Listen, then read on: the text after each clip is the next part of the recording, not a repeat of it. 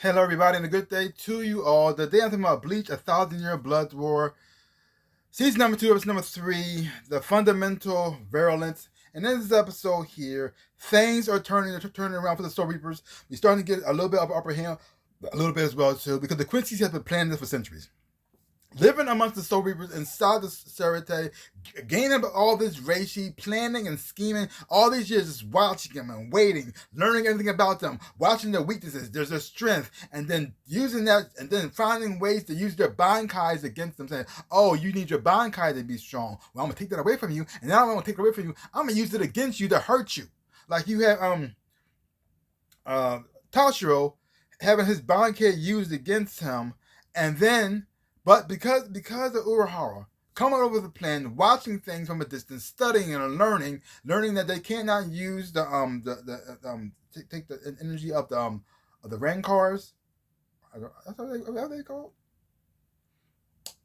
of the it's sort of like they're not really quite hollows, but you know them, and then they can't use it. So giving them the ability to get their bankais back. I mean, seeing a lot of captains getting their bankais back, using them in action, and it was quite beautiful. The animation has always been fantastic, and the action scenes have always been great on the show. And then watching certain characters use their bankai for the first time, like you have Senji.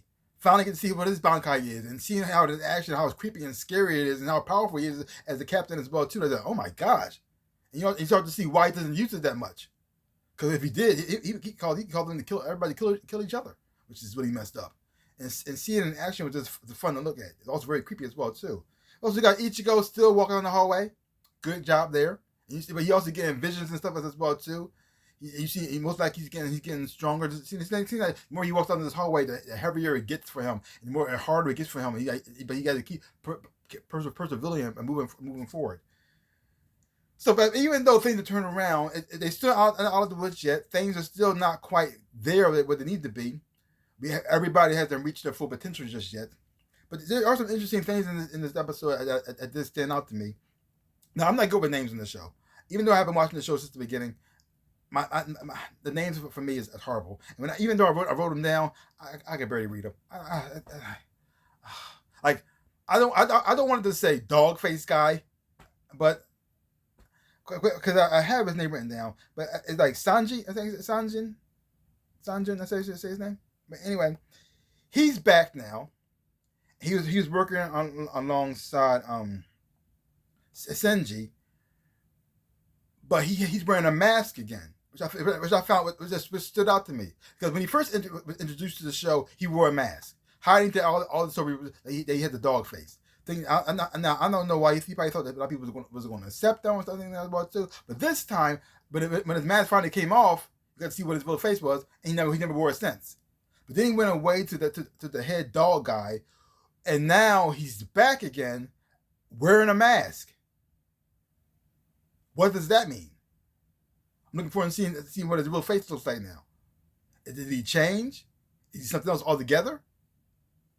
And is he ashamed of that too?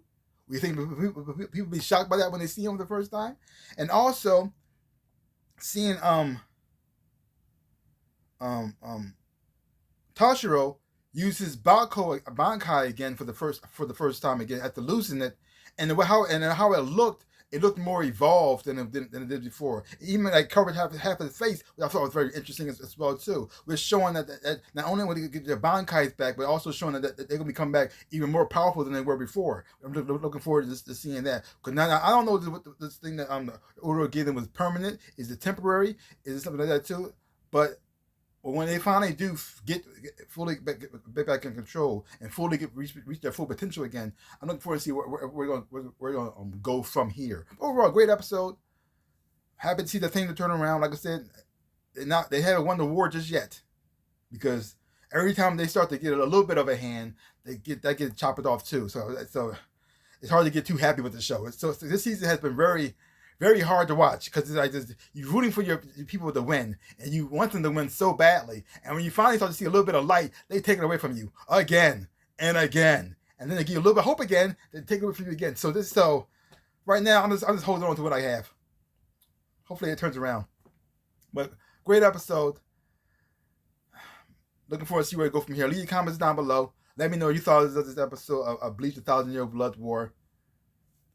Do you still have hope, or you just wait and see where it goes from here? So just leave comments down below. So give my channel a like, hit the thumbs up, shaboop, and subscribe to my channel and share. I really do appreciate it. Also, I have links down below in the connection with social media. You want to follow me there, and also to my stores where I sell things with shirts and socks and everything else and whatnot.